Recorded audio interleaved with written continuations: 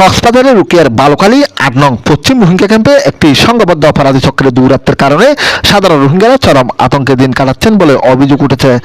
স্থানীয় রোহিঙ্গাদের দাবি, দীর্ঘদিন ধরে মাদক পাচার, অপহরণ, চাঁদাবাজি ও ভয়ভীতির মাধ্যমে ক্যাম্পে আধিপত্য বিস্তার করছে একটি চক্র।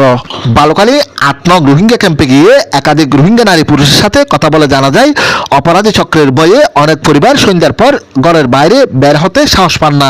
বিশেষ করে নারী শিশুরা সবচেয়ে বেশি নিরাপত্তাহীনতায় ভুগছেন। আতঙ্কের কারণে অনেক পরিবার অন্য ক্যাম্পে আত্মীয় স্বজনের বাড়িতে আশ্রয় নিয়েছেন বলেও জানান তারা। স্থানীয়দের অভিযোগ, বাংলাদেশ মিয়ানমার সীমান্ত এলাকায় শীর্ষ মাদক কারবারি নবী হোসেন গ্রুপের কয়েকজন সদস্য বালুখালী 8 ওয়েস্ট ক্যাম্পে একটি শক্তিশালী নেটওয়ার্ক গড়ে তুলেছেন। তাদের মাধ্যমে ইয়াবা সহ বিভিন্ন মাদক ক্যাম্পে এনে দেশের বিভিন্ন এলাকায় পাচার করা হয়। পাশাপাশি অপহরণ, মুক্তিপণ আদায়, সাদাবাজি ও ভয়ভীতি প্রদর্শনের মতো অপরাধও সংঘটিত হচ্ছে বলে অভিযোগ রয়েছে। যাদের বিরুদ্ধে এসব অভিযোগ উঠেছে তারা হলেন আমিনুল্লাহ, নূর কামাল, মোহাম্মদ আইয়ুব ও ফয়েজ কামাল। রোহিঙ্গা নাগরিক শামসুল আলম বলেন, তাদের নির্যাতন সহ্য করতে না পেরে আমি অন্য ক্যাম্পে আশ্রয় নিয়েছি। তারা নিয়মিত মাদকের চালান নিয়ে আসে, কেউ প্রতিবাদ করলে তাকে ধরে নিয়ে যায় অথবা হত্যার হুমকি দেয়, তাই বইয়ে কেউ মুখ খুলতে চায় না। অন্যদিকে সলিমা খাতুন নামের এক রোহিঙ্গা নারী জানিয়েছেন, আমরা শান্তিতে বসবাস করতে চাই, কিন্তু প্রতি মাসে চাঁদা দিতে বাধ্য করা হয়। টাকা দিতে না পারলে নানা ধরনের ভয়ভীতি দেখানো হয়। প্রশাসনের কাছে সুষ্ঠু ব্যবস্থা নেওয়ার দাবি জানিয়েছেন তিনি।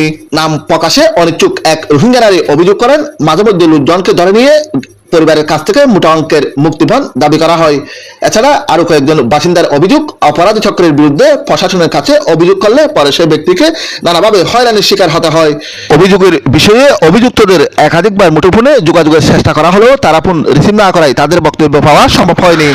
এদিকে লিখিত অভিযোগ পেলে তদন্ত করে প্রয়োজনীয় আইনগত ব্যবস্থা গ্রহণের কথা জানিয়েছেন সিআইসি রিন্টু বিকাশ চাকমা ও 14 আর্ম পুলিশ ব্যাটালিয়নের অধিনায়ক অতিরিক্ত ডিআইজি সিরাজ আমিন।